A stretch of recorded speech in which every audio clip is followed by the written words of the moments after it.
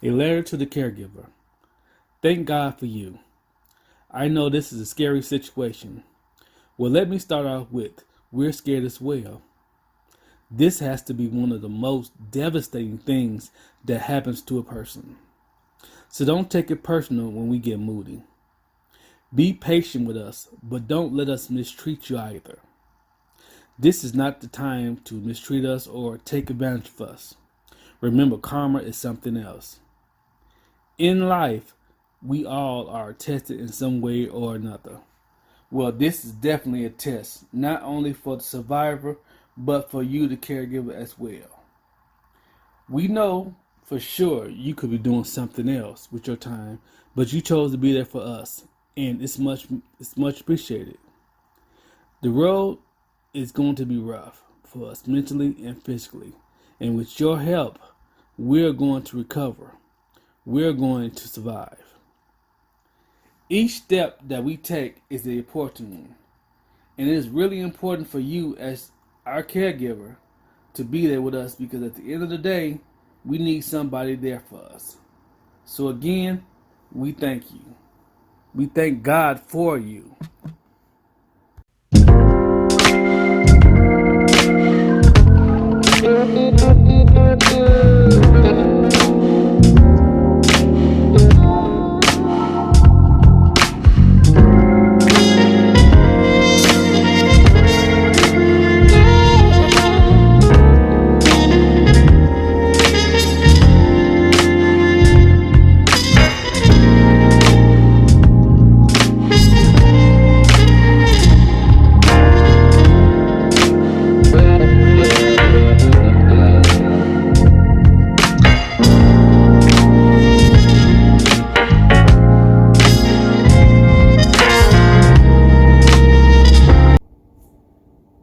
Peace and blessings. Welcome to Stroke Warriors. My name is Wayne Burns, and I'm the CEO of Strokes Initiative, where we are advocates for stroke survivors and stroke prevention. As you may know, May is Stroke Awareness Month. So for this last video that we're doing, it will be about caregivers in a new role in our lives. To help me with this discussion is my caregiver, my wife, Tanisha Burns, aka Beautiful. Welcome. Thank you. So, this was a hard ride for us for the last 2.5 years.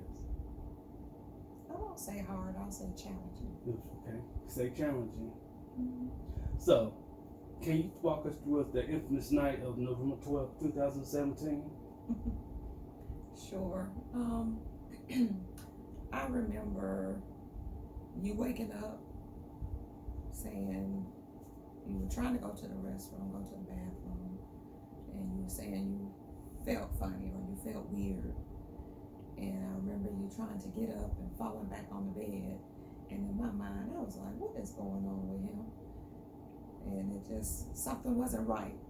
And I, of course, woke up, and when you fell back in the bed, I knew something was wrong. And when I kept asking you what was wrong, it was like you were having problems getting your speech together. And you kept saying, I just don't feel right. I feel weird. And I don't know why or how, but just I was like, okay, I think I was telling you in order to keep me calm, but I was like, okay, you stay calm because I'm getting ready to call 911. I think it was more for me than for you because you were actually pretty calm through it. And, because when I did ask you to hold up your arms, and you were able to do all of that, but it was the speech part that had me concerned. And I then called 911 and asked for an ambulance and told them that I thought you were having a stroke. Ladies and gentlemen, that was funny when that happened. It was quite funny. It wasn't quite funny then, but it's quite funny now. Yeah, when you think about it, you think about some of the things, that transpired, and, like I said, things you just, I guess it was God giving me what we needed to get through that moment. Okay. That's what's up. Did you know the signs of a stroke? I did. Just by, I guess, advertising, and then we experienced when me and my mom went home to Louisiana a few years prior. One of my mom's classmates experienced a stroke, and we picked up on it actually over the phone. Okay. Because mom was trying to have a conversation with her, and every time she would speak, we thought something was wrong on the phone, but it was affecting her speech, but her speak was not, we couldn't understand her. It was like she was like jibber jabber. Okay. And at that time, I did not understand or did not know that the person having the stroke thinks that they are speaking correctly. Yeah. When in essence, what's coming out is not what they are trying to say. Exactly. So I had a little bit, like I said, just from, observations, advertisements, and just that experience itself. So your knowledge of what a stroke was is really what helped me out, man. Yeah, I would say. Well, I'm glad you had knowledge of what a stroke was, because no telling where I would be if it wasn't for you with that, After getting to the hospital and the doctor told you I had a stroke, what was going through your mind? I don't like to use the word fear. Okay. But I would say concern, because in my mind, I think I already knew what was happening. Mm-hmm. My prayer was that we had caught it early enough, but what I did observe was you seen what I think the biggest concern was. I saw you declining quickly. Okay. Whereas when we left home, you were able to lift your arms, you were able to lift your legs. When we got to the hospital, those things became challenging for you. So that was your biggest fear after the whole thing? Mm-hmm. Okay. I appreciate that. How did your life change doing all this?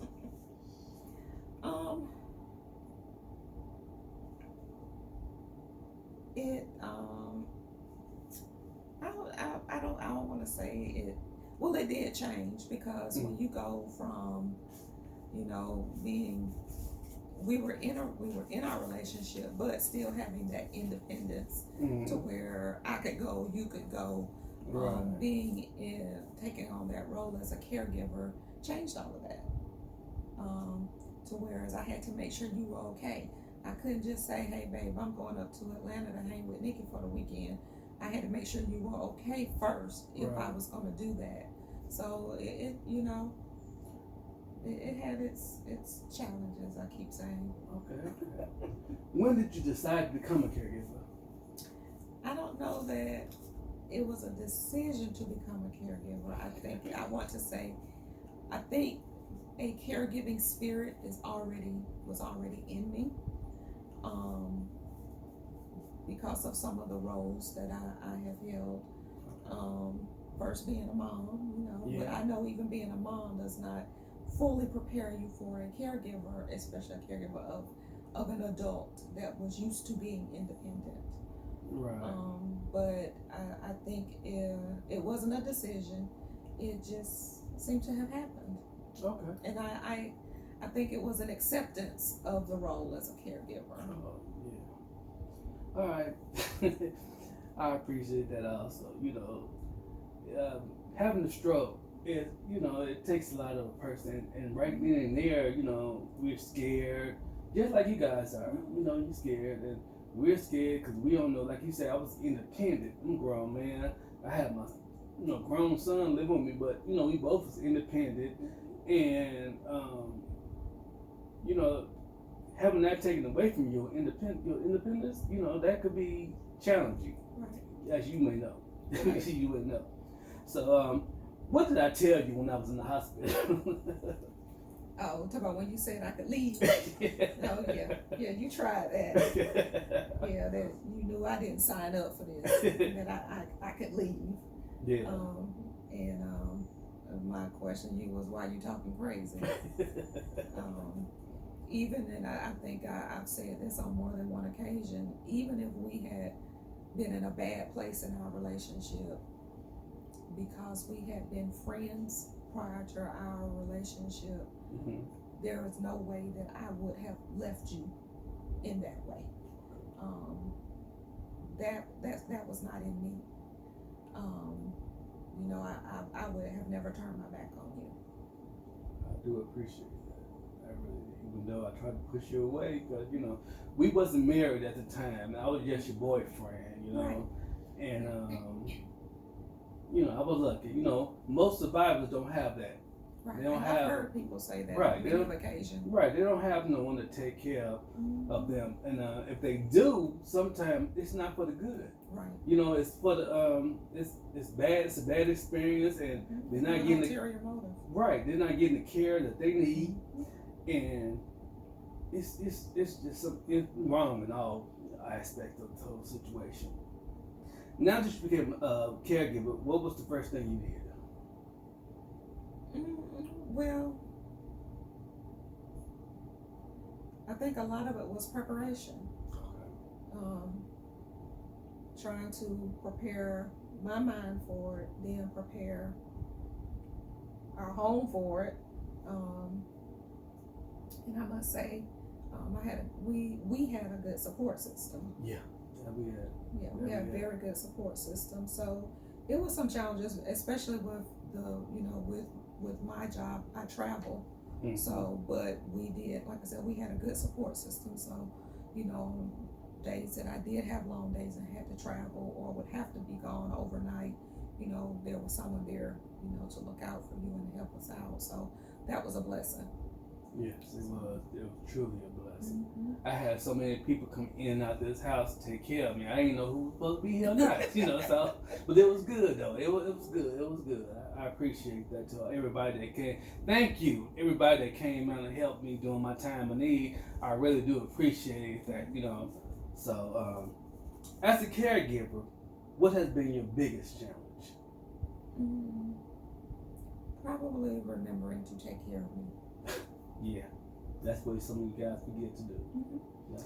Yeah, remembering to take care of me because it can be overwhelming. Okay. And then because I'm the type that I know how I want things and I know how I want to do things, I just rather do it myself sometimes as opposed to asking for that help. Yeah, you OCD. I'm just a little OCD. I'm borderline. You go ahead, okay. Borderline. But I think that was it for me, and finding that healthy balance, I'll say, of being that provider and then having to be patient and help you get through, but then remembering that I had to take care of me as well. Exactly. That's most important right there. That a caregiver take care of themselves, because how can you take care of a survivor if you don't take care of yourself? Exactly. You got to be in good health, good faith, and good spirits, so that you can take care of the survivor. Because one thing you don't want to do is for that survivor to see you struggling. Right. Because they see you struggle, they're gonna struggle. They get guilty. That's when fear come in, the stress, and they don't need that. Survivors don't need that. They need to be plain and clear about what's going on. Right. They don't need to have no stress whatsoever. No stroke, so. All right. With all the challenges we face, how did you cope? Taking that time for myself. Okay. Having an outlet. I have some very dear friends, my sisters,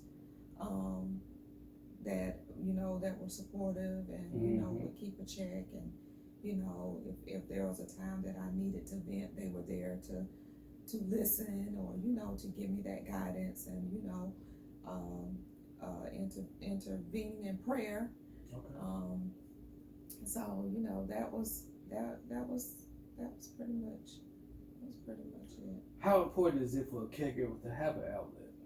Oh, it's very important, because as we just said, it gets overwhelming. Right.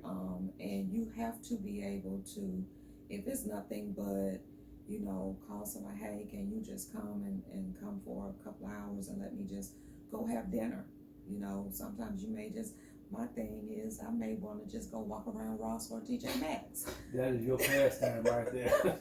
Ladies and gentlemen, that's her pastime. So, she don't buy nothing, she just go walk around. Every once in a while I may find a little knick-knack here and there, but you do have to have an outlet, and you've got to have a good support system.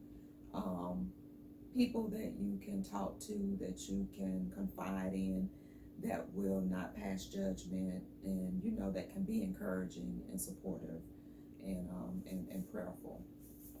Well, you kind of like answered my next question. Did you have any help taking care of me? Which you did. We did, and I hate to start calling names because, but they know who they are. Yes. But we had a wonderful, and I mean, even to this day, still have a wonderful support system. Right. We do. So We truly do. Yeah, because it was nothing for if I had to travel and you were here, and you would like, tell Mom I'm good, and Mom will be right over here with her overnight bag, ready to stay if needed. But there were several people that were there to help us, and I mean, to today, are still there in our corner, still praying, still supporting. So we have so many survivors that don't have that support system set up.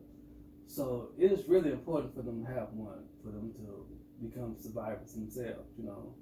It is, because as you said, and I've watched you over the years, and there are times where I can tell where your spirit was a little heavy, and there were times when I knew that I needed to nudge you out of that. And if I felt like you stayed there too long, I always say, there are times that we may go through things and they may hit us and get us down, but you can't stay in that place too long, because then it begins to take over you.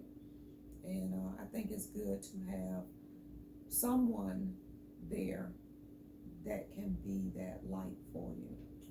Yes, we need that. Mm-hmm. We really need that. And I know some people just don't have it, and that just amazes me that people go through this alone. And I just couldn't see myself. I couldn't imagine either. I couldn't imagine either. So, how did you help me with my recovery? Ooh, we'd be here for a long time.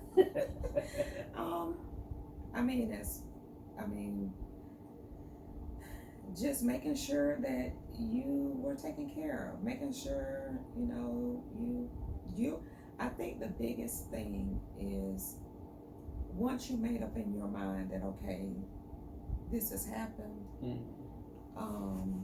you had the determination that this was not going to be where you were going to stay. Right. So it was just a matter of me supporting you and giving you that encouragement, making sure you had, you took your meds, you had your meds. If there was any therapy that we were doing at home, that if I could help with that. Mm-hmm. Making sure we had the things around the house. We had to refigure some things in the bathroom and around the house, and when you did come home, we had to come up with alternative plans as far as meals and stuff like that. So, but we did it. I mean, we learned, because at first it was kind of stressful and trying to juggle everything. But once we got us a system and figured out what we needed to do to make things go smoother, it worked. You also did some things for me. You allowed, I ain't gonna say allowed, but you wanted me to do the things that I like to do. Mm-hmm. I'm a Mason, y'all. And my wife made sure that I got to my meetings in Atlanta every month. And I appreciate that, because she works for the state and she's on the road maybe 80% of the time with your job. Mm-hmm. And she still took me up to Atlanta. And Atlanta is like 2.5 hours away. She drives maybe 2 hours. But she makes sure that I get up there to my meetings. She makes sure I hung out with my friends. Just, the things that I like to do. She makes sure that I get to do it. So I appreciate that. And that was important. I knew that was important to you. And if there was a time that and that goes back to the caregiver mode, even if there was a time that I felt like, hey, I'm too tired to do it, or we can't, I would have to say that. Yeah. But, I knew that was important to you. Because I think one time I remember Jeff came down, your cousin, and he was in Atlanta and we were in Atlanta for the weekend for that meeting, and it was important for me that you get to see your family, your friends, because I think that was important as part of your recovery. Okay. That was nice. I appreciate that. How persistent was I in my recovery, and how important is it for survivors to be persistent? Well, with anything, you've got to have the mindset. That you do. Right. And and that's what I saw, and what I know the nurses and the physical therapists saw that when you were in the hospital. They saw that drive you had to want to heal. And I just remember watching them with you, and they were like, you would be listening to them as to them discussing what they were getting ready to have you do, and before they could give you the instruction, you already trying to do it, and they tell you, no, wait for us. But you had that drive, and I know that not everybody does, but it is important, because our mindset determines where we will go, how we will get there.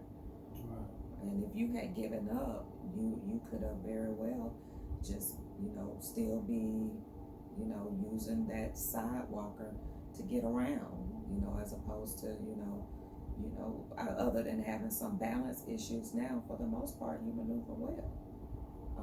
But if you didn't have that drive to keep pushing, it could have been a real big setback. Yeah, it could. So I think that being persistent is very important, and having that confidence that, hey, it may be it's going to be a process. Not that it might be, but it's going to be a process. Yes. But I can do this, and I can get through this.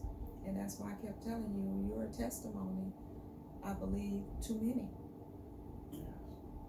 Be them young or old, you just have to keep trying. What I love about it is, you said, I think the neurologist told you that your job every day was, even though you weren't on that truck anymore, your job every day was to work towards healing, and that was to do, your little exercises that you had to do, but also how you took the initiative to go on YouTube and find things to help you. Because it came a time that we weren't able to go to therapy anymore.